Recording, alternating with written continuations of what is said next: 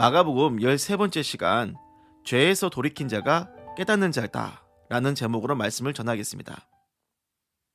예수님이 병을 고치고 귀신을 쫓으시니까 각지에서 수많은 사람들이 몰려들었어요.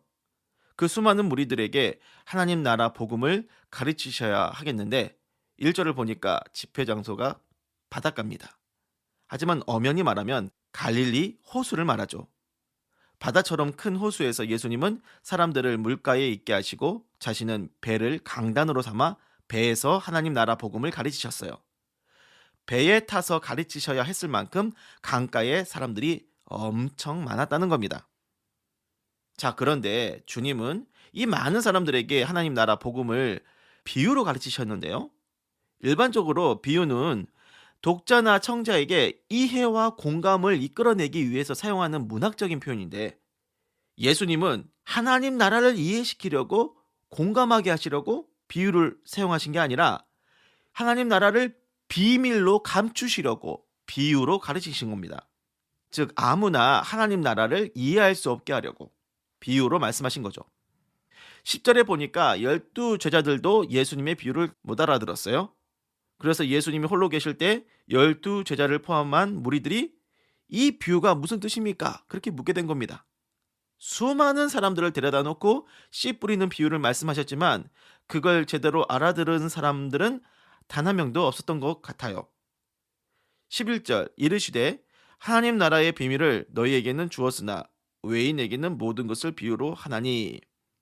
일반적인 이해 가지고는 하나님 나라를 깨달을 수 없고 예수님이 그 비유를 풀어주시지 않으면 깨달을 수 없는데요. 12절 이는 그들로 보기는 보아도 알지 못하며 듣기는 들어도 깨달지 못하게 하여 돌이켜 제사함을 얻지 못하게 하려 함이라 하시고. 13절 또 이르시되 너희가 이 비유를 알지 못할진대 어떻게 모든 비유를 알겠느냐. 자, 그래서 14절부터는 그 씨 뿌리는 비유의 의미를 풀어서 말씀하시겠다는 겁니다. 그런 말이죠. 예수님이 이 비유를 말로 풀어서 이해시키셨으니까 사람들은 천국의 비밀을 정말로 깨달은 걸까요? 씨 뿌리는 비유를 풀어놓은 예수님의 말씀 14절에서 20절에 나오죠. 성경에 나온 부분이니까 솔직히 이 비유의 의미가 더 이상 비밀이라고 말하기도 좀 그렇습니다. 마음만 먹으면 성경을 사서 읽으면 누구나 씨 뿌리는 비유의 해설을 볼 수 있잖아요. 굳이 성경을 안 사도 인터넷 검색만 해도 그걸 설명해 놓은 글들이 얼마나 많습니까? 그래서 그것을 읽고 이해하면 하나님 나라를 깨닫고 그 나라를 소유한 게 맞나요? 아니에요. 그것은 깨달았다고 단정할 수 없습니다. 12절 보세요. 하나님 나라의 비밀은 보았다고 아는 게 아니고 들었다고 깨닫는 게 아니라고 했어요. 그럼 무엇이 하나님 나라를 깨닫게 되는 것이냐? 돌이켜서 죄사함을 받아야지 하나님 나라의 비밀을 깨달았다고 하는 겁니다.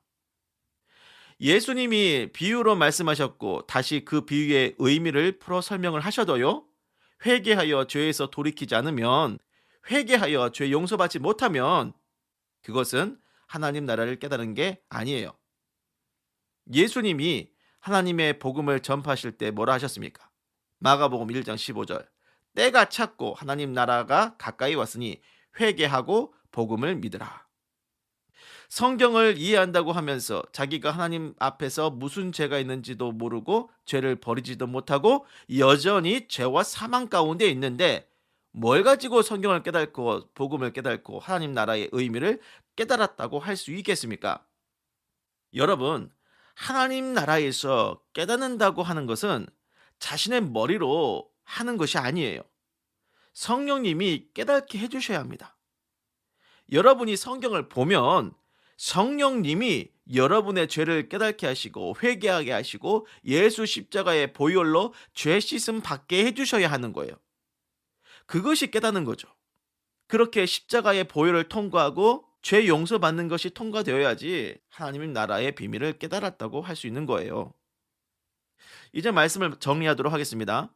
여러분, 성경을 히브리어, 헬라어, 아람어 원어로 직독을 해도요. 자신의 죄 하나 돌이킬 줄 모르면 여러분은 성경을 깨달았다고 하면 안 됩니다. 여전히 하나님 나라를 모르는 거죠. 예수 십자가 철저히 붙들고 죄에서 돌이킨 자가 성경을 깨달았다고 할 수 있는 겁니다. 하나님 나라를 진정으로 깨달았다고 할 수 있는 사람이에요. 이 얘기도요, 머리로만 이해하면 아무 소용 없고요. 죄에서 돌이키는 삶으로 증명하여 천국의 증인 되시기를 주님의 이름으로 축원합니다. 기도하겠습니다. 예수님, 머리로 십자가 구원의 의미를 이해하는 것이 아니라 성경을 읽고 죄에서 돌이켜 죄 사함 받는 은혜를 날마다 삶으로 경험하여 하나님 나라를 깨닫는 삶이 되게 하여 주시옵소서. 예수님의 이름으로 기도를 드립니다. 아멘.